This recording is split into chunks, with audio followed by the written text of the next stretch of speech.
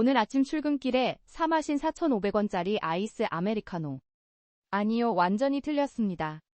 여러분이 무심코 삼성페이를 대거나 카드를 긁는 그 2초의 순간 전 세계에서 가장 거대하고 은밀한 세금 징수 시스템이 작동했으니까요.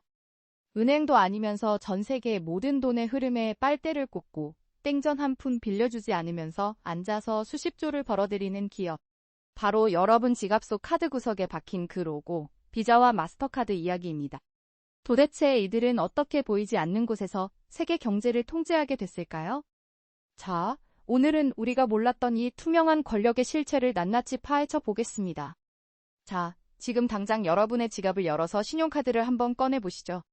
카카오뱅크 체크카드든 현대카드든 삼성카드든 상관없습니다.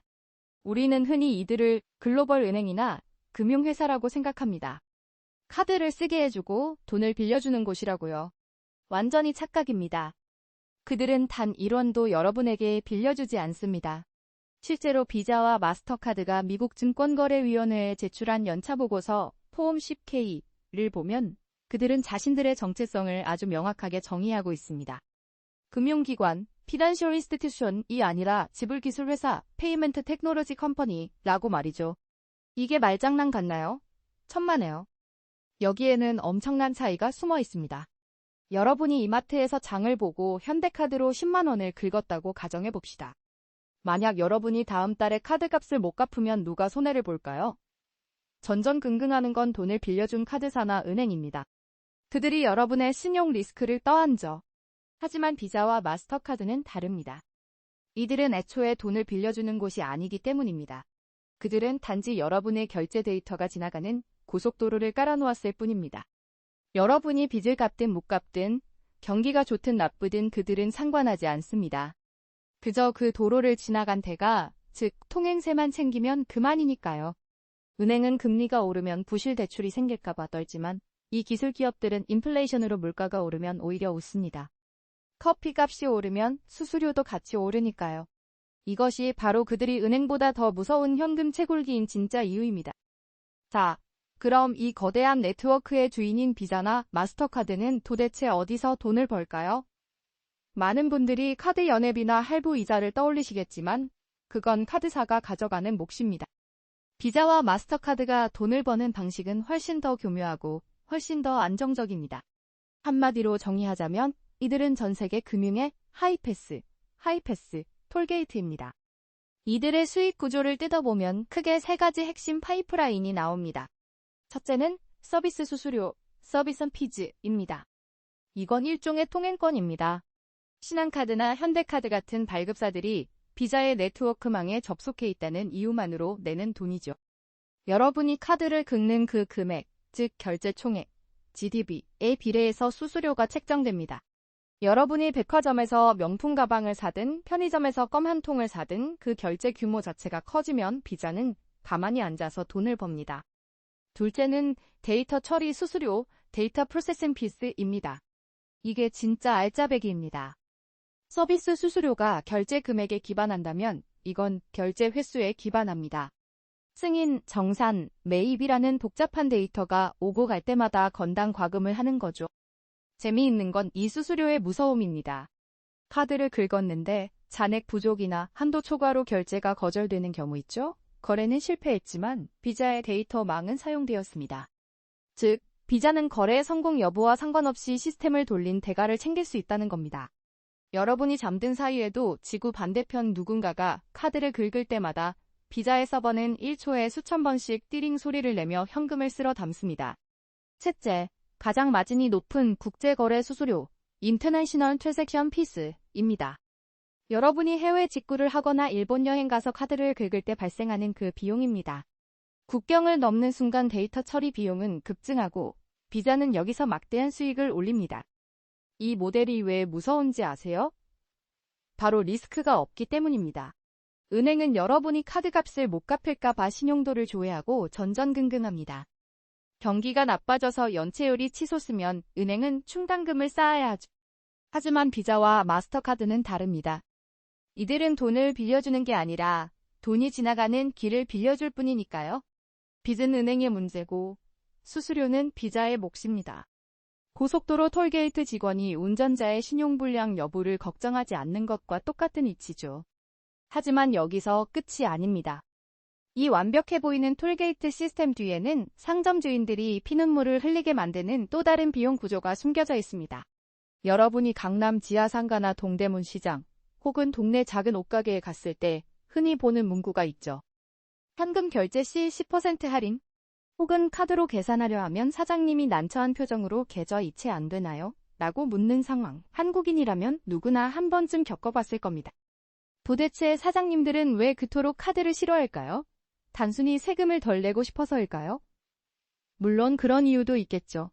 하지만 진짜 이유는 훨씬 더 구조적인 곳에 숨어 있습니다. 바로 인터체인지 피, 즉 정산 수수료 때문입니다. 이것은 결제 생태계에서 벌어지는 가장 치열한 지하 전쟁이자 비자와 마스터카드가 절대 권력을 휘두르는 진짜 방식입니다. 먼저 이 수수료의 정체를 해부해 봅시다. 여러분이 식당에서 1만 원짜리 김치찌개를 먹고 카드를 긁었다고 가정해보죠. 식당 사장님 통장에 1만 원이 그대로 꽂힐까요? 절대 아닙니다. 카드 수수료를 뗀 나머지 금액만 들어오죠. 한국의 경우 영세 가맹점은 우대 수수료율을 적용받지만 매출 규모가 조금만 커지면 수수료는 사장님의 순이익을 갉아먹는 무서운 칼날이 됩니다. 그런데 여기서 충격적인 사실이 하나 있습니다. 많은 분들이 이 수수료를 비자나 마스터카드가 다 가져간다고 생각합니다. 하지만 천만의 말씀입니다. 이 수수료의 대부분은 비자나 마스터카드의 주머니로 들어가는 게 아닙니다. 바로 여러분에게 카드를 발급해준 카드사, 이슈어, 즉 은행이 가져갑니다. 작동 원리는 이렇습니다. 여러분이 카드를 긁는 순간 가게 주인, 무룩센트의 거래 은행, 에이콰이어러은 카드 발급 은행, 이슈어에게 돈을 요청합니다. 이때 발급 은행은 그래, 돈 줄게. 대신 수수료 떼고 줄 거야 라고 합니다. 이게 바로 인터체인지 피입니다. 가게 사장님이 낸 수수료의 약 70%에서 많게는 80% 이상이 여러분의 카드를 발급해준 은행으로 흘러가죠. 그럼 의문이 듭니다. 답은 간단합니다. 이 수수료율을 결정하는 심판관이 바로 비자와 마스터카드이기 때문입니다. 그들은 자신들의 네트워크 규정, 네트워크 룰즈를 통해 수수료의 최저한도와 구조를 설계합니다. 여기서 그들의 천재적인, 아니 교활한 비즈니스 전략이 드러납니다. 비자와 마스터카드는 은행들이 자신들의 로고가 박힌 카드를 더 많이 발급하도록 유도해야 합니다. 은행 입장에서 좋은 파트너는 누구일까요? 당연히 수수료 장사를 잘하게 해주는 곳이겠죠. 그래서 비자와 마스터카드는 은행을 위해 인터체인지 피를 높게 유지하거나 복잡한 등급을 만들어 은행의 수익을 보장해줍니다. 은행이 배를 불리는 동안 그 비용은 고스란히 떡볶이를 팔고 옷을 파는 소상공인들이 떠안게 되는 구조인 겁니다.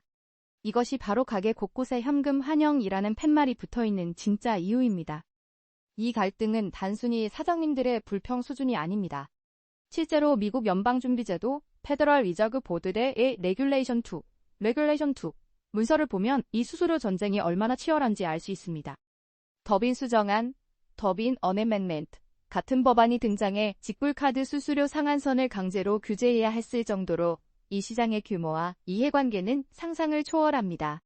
수수료율이 0.1%만 바뀌어도 수조 원의 돈이 주인을 바꾸니까요.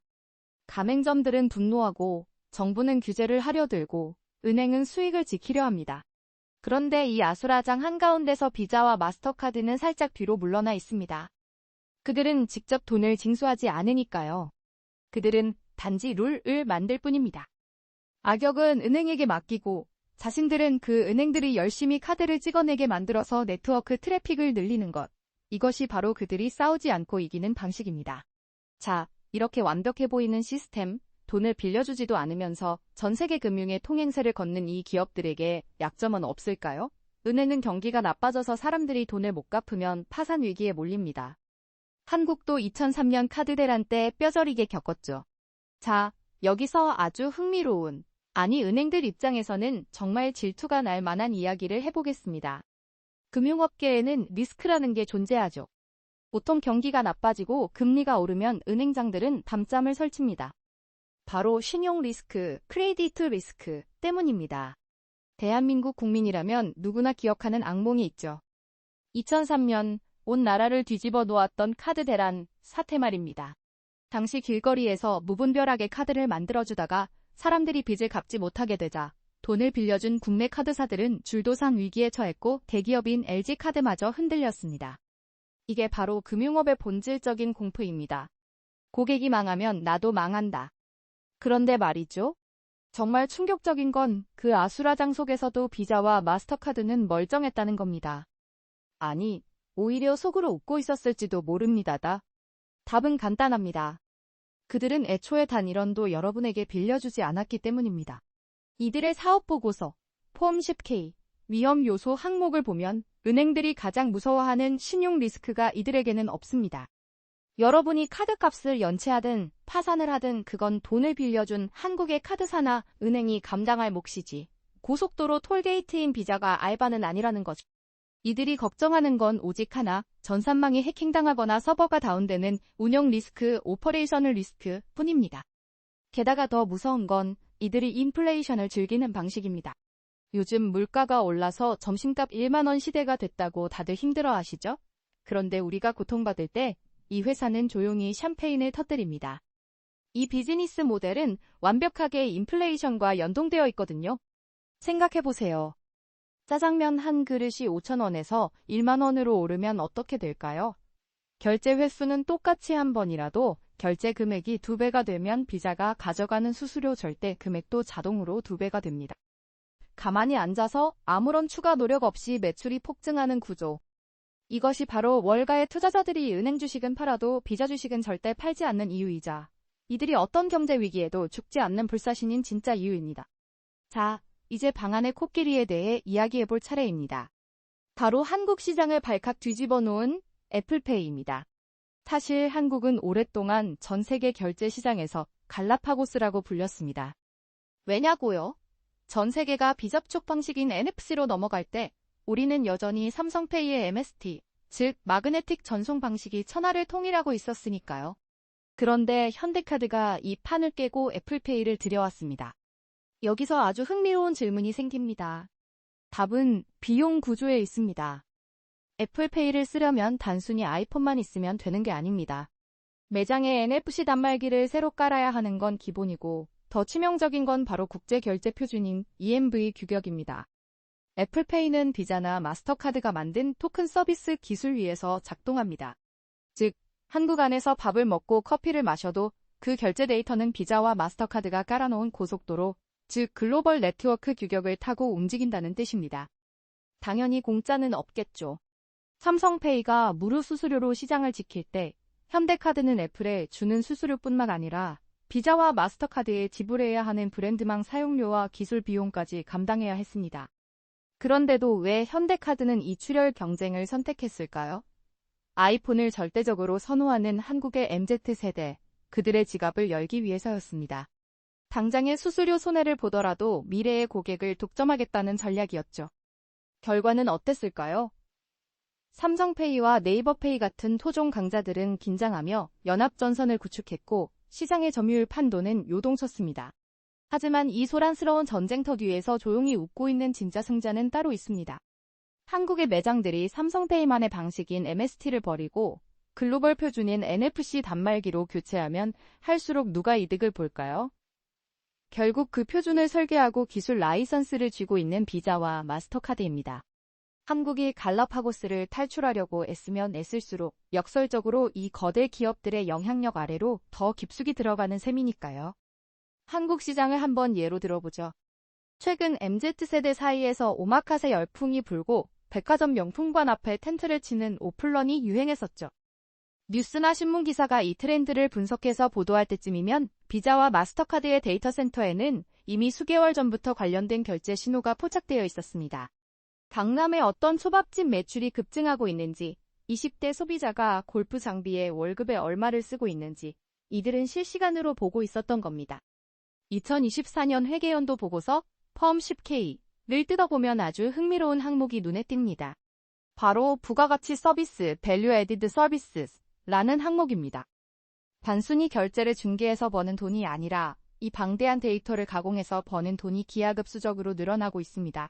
그들은 이 데이터를 바탕으로 기업들에게 컨설팅을 해주고 금융사기를 막아주는 솔루션을 팔고 마케팅 분석 자료를 제공합니다. 쉽게 말해 이들은 돈의 흐름만 보는 게 아니라 욕망의 지도를 그리고 있는 겁니다. 은행은 기껏해야 자기 은행 고객의 정보만 알 수 있습니다. 하지만 비자와 마스터카드는 다릅니다. 신한카드를 쓰든 현대카드를 쓰든 삼성을 쓰든 애플을 쓰든 해외 결제망을 타는 순간 모든 정보는 그들의 서버로 모이게 되죠. 이것이야말로 그들이 가진 진짜 권력, 빅브라더의 면모입니다.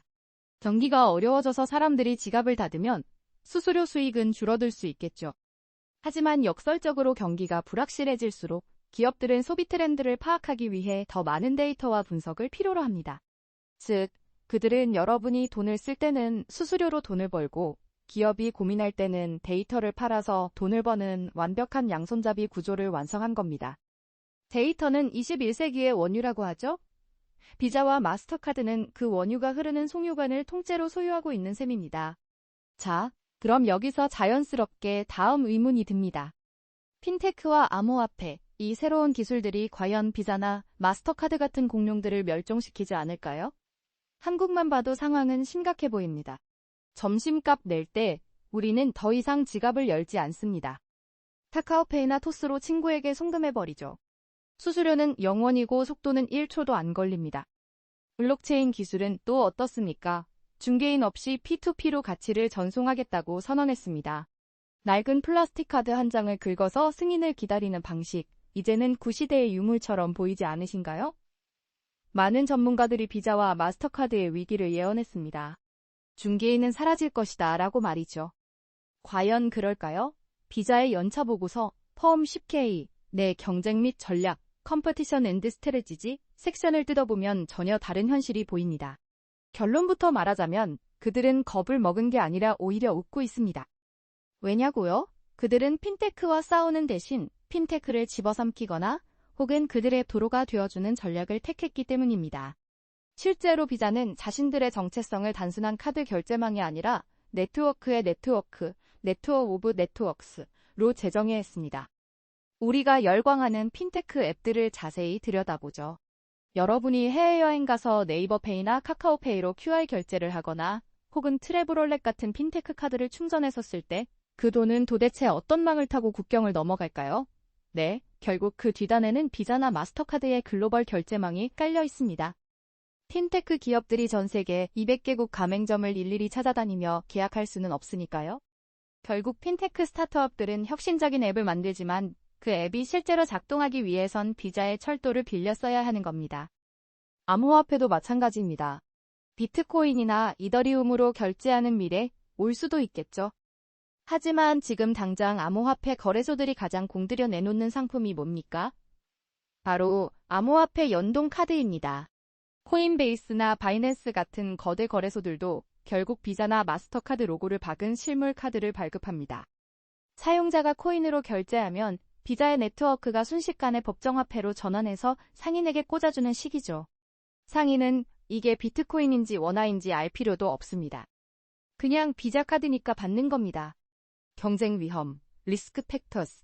항목을 보면 그들은 분명 블록체인과 실시간 결제, RTP를 위협으로 인지하고 있습니다. 하지만 그들의 대응 방식은 철저히 자본주의적입니다. 위협이 될 만한 기술이 보이면 파트너십을 맺거나 기술을 사들이거나 아니면 그 기술이 달릴 수 있는 유일한 인프라가 되어버리는 거죠.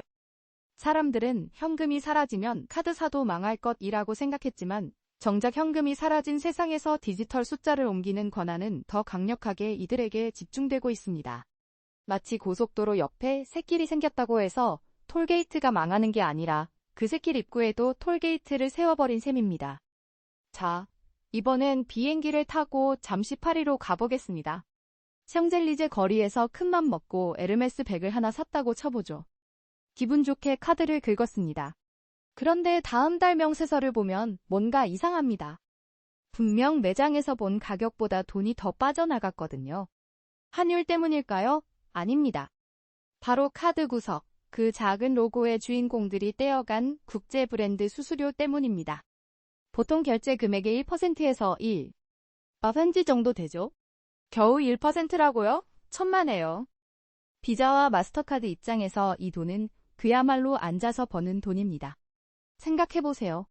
서울 강남 편의점에서 카드를 긁으나 파리 백화점에서 긁으나 전산망을 타고 데이터가 오가는 건 매 한 가지입니다. 기술적으로 원가는 거의 똑같다는 얘기죠. 그런데 단지 데이터가 국경을 넘었다는 이유 하나만으로 수수료를 더 받습니다. 실제로 이들의 재무보고서를 뜯어보면 국제거래 수익 항목이 따로 있는데 여기가 바로 마진율이 가장 높은 그야말로 황금알을 낳는 거위입니다. 꼭 비행기를 타야만 뜯기는 것도 아닙니다. 요즘 한국에서 직구 많이 하시죠? 안방 침대에 누워서 아마존이나 알리익스프레스, 아이허브에서 결제 버튼을 누르는 순간 여러분은 이미 이 보이지 않는 관광세를 내고 있는 겁니다. 우리가 블랙 프라이데이에 열광하며 카드를 긁을 때 비자는 조용히 환전 수수료 옆에 빨대를 꽂고 역대급 수익을 올립니다. 물론 한국 소비자들이 얼마나 똑똑합니까? 이 1%가 아까워서 최근 트래블얼렛이나 하나카드의 트래블로그 같은 충전식 외화 카드가 여행 필수품으로 떠올랐죠. 오직 이 수수료를 피하기 위한 처절한 몸부림입니다. 하지만 역설적인 건 이 수수료 면제 카드조차도 결국 비자나 마스터의 로고를 달고 나와야 한다는 겁니다. 우리가 1%를 아끼려고 애쓰는 그 순간에도 전 세계 수억 명의 다른 사람들은 여전히 묵묵히 이 거대한 지구촌 통행료를 지불하고 있으니까요. 비자랑 마스터카드가 그렇게 앉아서 돈을 쉽게 번다면 왜 삼성이나 애플 같은 거대 기업들이 직접 이 판에 뛰어들지 않을까요? 삼성전자, 현금 보유량 엄청납니다. 기술력, 세계 최고죠. 마음만 먹으면 삼성 네트워크를 만들 수 있을 것 같습니다. 하지만 단언컨대 지금 시점에서는 거의 불가능합니다. 수백조 원을 쏟아부어도 안 됩니다. 바로 네트워크 효과, 네트워크 이펙트라는 보이지 않는 하지만 절대 넘을 수 없는 거대한 장벽 때문입니다. 아주 단순한 논리 게임을 하나 해보죠. 여러분이 막대한 자본으로 삼성 글로벌 네트워크라는 걸 새로 만들었다고 가정해 봅시다. 그리고 야심차게 프랑스 파리로 여행을 갔습니다. 샹젤리제 거리의 노천 카페에서 커피를 마시고 자랑스럽게 그 카드를 내밀겠죠. 그럼 카페 주인은 뭐라고 할까요? 카드를 단말기에 꽂아보지도 않고 돌려줄 겁니다. 결국 여러분은 계산을 못해서 당황하다가 지갑 깊숙이 넣어둔 비자 로고가 박힌 카드를 다시 꺼내야 할 겁니다. 그리고 한국에 돌아오자마자 그 새로운 카드를 가위로 잘라버리겠죠. 쓸 수 있는 곳이 없으니까요. 반대로 상점 주인 입장은 어떨까요? 삼성전자가 와서 수수료 깎아줄 테니 우리 결제망 좀 깔아주세요 라고 사정합니다. 하지만 주인은 거절할 겁니다. 전 세계 30억 명이 비자 카드를 들고 오는데 1년에 한두 명 올까 말까 한 당신네 카드를 위해서 내가 굳이 교육받고 시스템을 바꿔야 합니까? 전혀 필요성을 못 느끼는 거죠. 이게 바로 닭과 달걀의 문제입니다. 카드를 쓰는 사람이 많아야 가맹점이 늘어나는데 가맹점이 많아야 카드를 쓰는 사람이 늘어납니다. 비자와 마스터카드는 지난 50년 동안 이 지루하고 힘든 작업을 통해 전 세계 200여 개 국가, 수천만 개의 가맹점을 하나하나 연결해 놨습니다. 이게 바로 워런 버핏이 말한 경제적 해자, 이코노믹 모트입니다.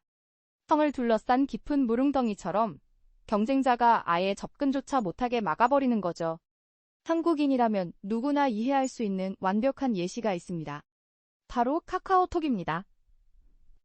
우리가 가끔 카카오톡 서버가 터지거나 광고가 너무 많아져도 왜 라인, 이나 텔레그램으로 100% 이사를 못 갈까요? 기능이 부족해서가 아닙니다. 내 친구들이, 우리 가족이, 회사 단톡방이 다 거기에 있기 때문입니다. 나 혼자 성능 좋은 다른 메신저를 쓴다고 해서 해결될 문제가 아니죠. 비자와 마스터카드는 전 세계 금융의 카카오톡인 셈입니다. 이들이 구축한 결제망은 단순한 전산망이 아니라 전 세계 소비자와 판매자를 묶어놓은 거대한 생태계입니다. 이 촘촘한 그물망이 한번 완성되자 이제는 누구도 그 그물을 찢을 수 없게 된 겁니다. 기술이 뛰어나서가 아니라 이미 모두가 쓰고 있다는 사실 그 자체가 그들의 가장 강력한 무기인 것이죠. 전 세계 지갑을 양분하고 있는 두 거인 바로 비자와 마스터카드입니다. 사실 우리 입장에서는 지갑에서 신한카드를 꺼내든 현대카드를 꺼내든 구석에 박힌 로고가 파란색인지 주황색 동그라미인지 크게 신경 쓰지 않죠. 그저 단말기에 꽂았을 때 승인만 뜨면 그만이니까요. 하지만 비즈니스 관점에서 이 둘의 경쟁은 마치 코카콜라와 펩시의 전쟁만큼이나 치열하고 흥미롭습니다. 먼저 숫자로 된 성적표, 즉, 2024년 사업보고서를 열어보면 서열은 명확합니다. 매출과 순이익, 그리고 처리하는 거래 규모 면에서 비자가 형님이고 마스터카드가 아우입니다. 비자가 압도적인 1위, 마스터카드가 맹렬히 추격하는 2위의 구도죠. 하지만 돈을 버는 방식, 특히 브랜드가 소비자에게 말을 거는 방식은 아주 극명하게 갈립니다. 비자의 전략은 심플합니다. 슬로건 기억하시나요? Every way want to be. 즉, 보편성입니다. 당신이 아프리카 오지를 가든 서울의 작은 편의점을 가든 우리는 어디에나 있다는 걸 강조하죠. 그래서 비자는 전 세계인이 모두 지켜보는 올림픽을 후원합니다. 우리 양궁 대표팀이 금메달을 따는 그 순간 펜싱 경기장 펜스에 박혀있는 로고가 바로 비자죠. 가장 넓은 커버리지가 그들의 무기입니다. 반면 마스터카드는 조금 다릅니다. 이들은 프레스레스, 즉 돈으로 살 수 없는 가치에 집중합니다. 단순히 결제되는 게 중요한 게 아니라 그 결제를 통해 얻는 경험을 강조하죠. 그래서 마스터카드는 올림픽 대신 유럽 챔피언스 리그나 PGA 투어 같은 특정 팬덤이 확실한 스포츠를 공략합니다. 우리가 밤잠 설치며 손흥민 선수의 챔피언스 리그 경기를 볼 때 경기장 보드에 뜨는 로고는 비자가 아니라 마스터카드인 이유가 바로 여기 있습니다. 비자가 어디서든 결제하세요 라고 말할 때 마스터카드는 당신의 열정을 응원합니다 라고 속삭이는 셈이죠. 재미있는 건 이렇게 마케팅 전략은 다르지만 기술적인 본질은 쌍둥이처럼 똑같다는 점입니다. 여러분이 해외 직구로 아마존에서 물건을 사거나 일본 여행 가서 편의점 도시락을 살 때 그 결제 신호를 처리하는 방식은 두 회사가 거의 동일합니다. 소비자는 차이를 느낄 수 없죠. 결국 이 시장은 두 회사가 서로 죽기 살기로 싸워서 상대를 없애려는 게임이 아닙니다. 오히려 이 둘이 꽉 잡고 있는 2인 독점 체제를 공고히 해서 다른 경쟁자가 들어오지 못하게 막는 것이 서로에게 이득인 상황이죠. 마치 한국의 통신사들이 경쟁하는 듯하지만 사실은 시장을 안정적으로 나눠 갖는 것과 비슷합니다. 결국 비자와 마스터카드는 겉으로는 치열하게 싸우는 척하지만 뒤로는 전 세계 결제망이라는 거대한 파이를 사이좋게 나눠 먹으며 매년 역대 최고 실적을 갈아치우고 있는 겁니다.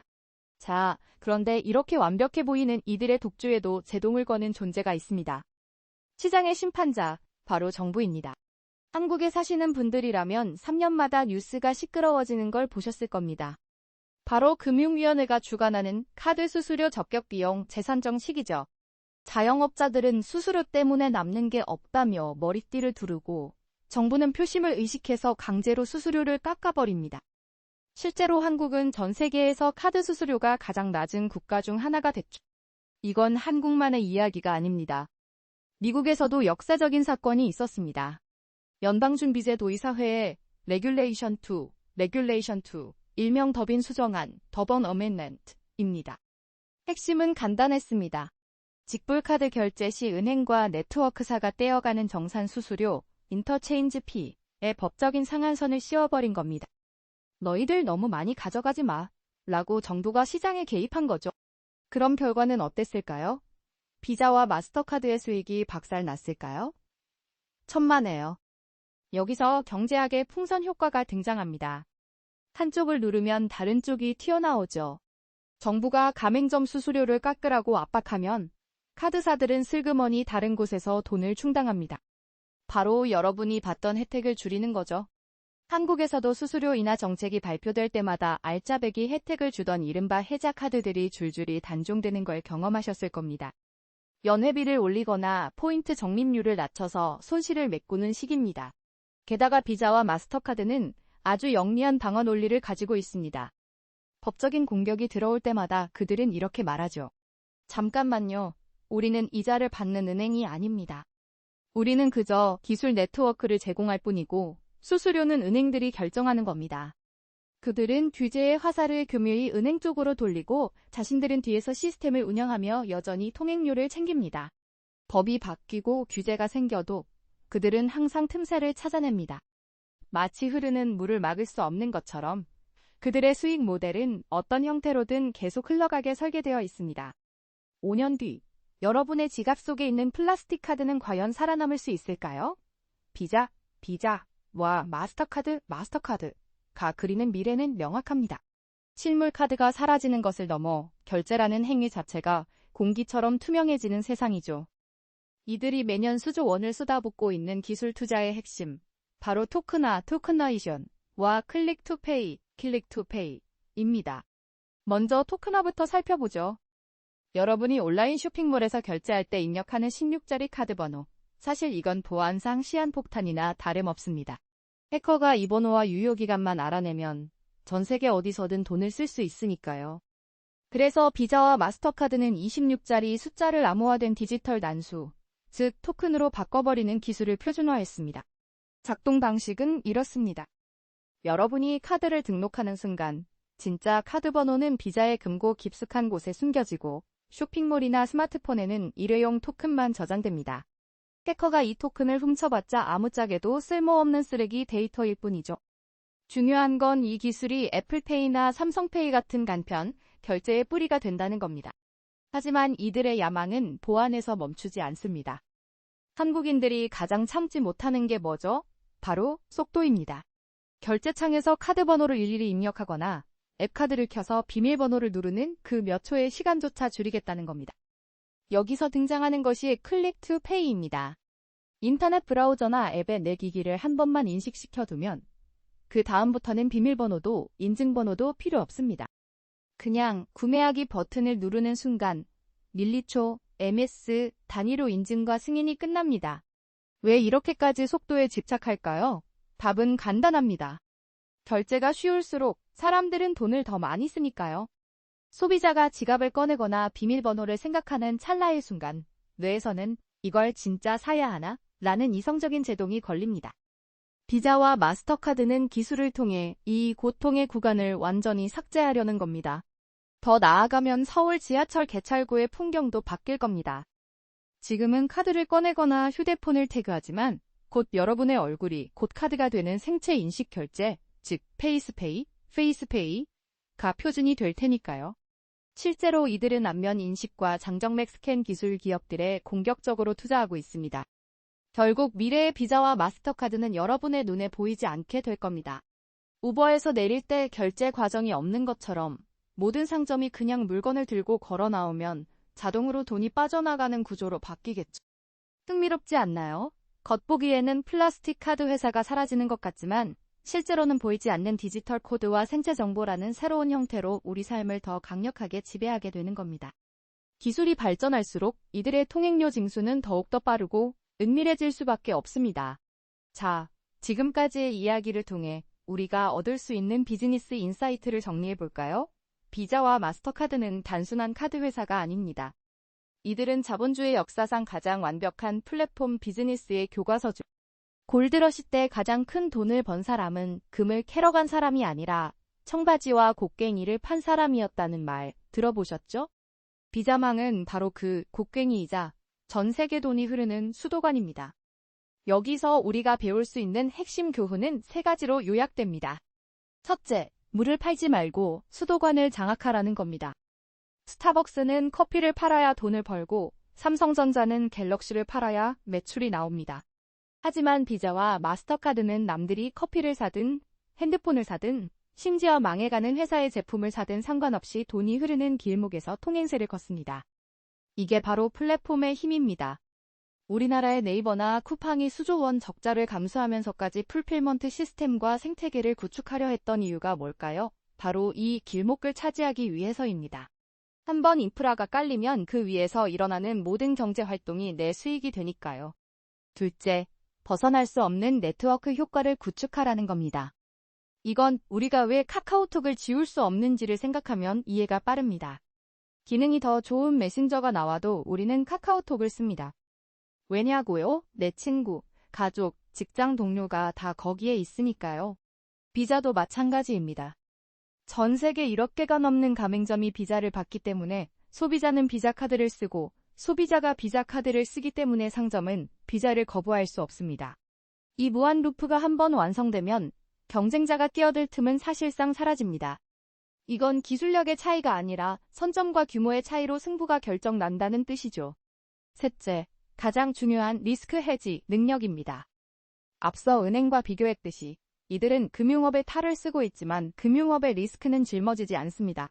은행이 금리 변동에 떨고 악성 부채를 걱정하며 밤잠을 설치는 동안 비자는 그저 트래픽만 관리하면 됩니다. 제조시설도 필요 없고 재고 부담도 없으며 돈을 떼일 걱정도 없습니다. 인플레이션이 와서 물가가 오르면 수수료도 같이 올라서 좋고 경제 규모가 커지면 거래량이 늘어서 좋습니다. 결국 이들은 돈이라는 상품 자체가 아니라 돈이 움직이는 시스템을 소유했기에 불패의 신화를 쓸 수 있었던 겁니다. 세계 경제가 호황이든 불황이든 사람들은 밥을 먹고 물건을 사야 하니까요. 그 모든 순간마다 시스템의 주인은 조용히 수익을 챙깁니다.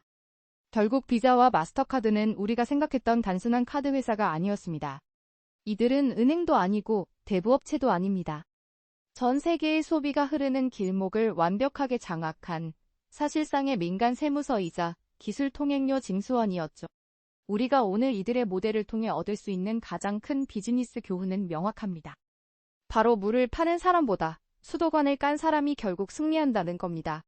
한국의 네이버나 쿠팡 같은 거대의 플랫폼들이 그토록 완성하고 싶어하는 락인 효과와 네트워크 파워의 최종 진화형이 바로 여기에 있습니다. 인프라를 소유한다는 것, 그것이 얼마나 무서운 힘을 갖는지 숫자가 증명하고 있으니까요. 미래는 어떻게 될까요? 핀테크가 발전하고 암호화폐가 등장하고 플라스틱 카드가 사라져 토큰으로 바뀐다고 해도 이들의 왕좌는 쉽게 흔들리지 않을 것으로 보입니다. 왜냐하면 그들은 이미 돈의 이동 그 자체가 되어버렸으니까요. 경쟁자가 나타나면 그 기술을 흡수하고 위기가 오면 인플레이션을 등에 업고 더 성장합니다. 기술이 바뀔 때마다 그들은 더 빠르고 더 은밀하게 자신의 울타리를 넓혀갈 겁니다. 내일 아침 출근길 강남역 개찰구에서 카드를 찍거나 점심시간에 키오스크 앞에서 삼성페이를 들이밀 때 그 짧은 삑 소리를 한번 유심히 들어보세요. 그건 단순히 결제가 승인되는 소리가 아닙니다. 전 세계 수천조 원이 흐르는 거대한 시스템이 당신의 소비에서 아주 작은 조각을 떼어가는 소리이기도 하니까요. 세상은 변하고 결제 방식은 진화하지만 길목을 지키는 문지기는 언제나 그 자리에 있을 겁니다. 여러분 지갑의 진짜 주인 과연 누구라고 생각하시나요? 자, 다음에는 또 어떤 거대 산업의 숨겨진 비밀을 파헤쳐 볼까요? 궁금한 기업이나 산업이 있다면 댓글로 남겨주세요. 철저하게 분석해 드리겠습니다.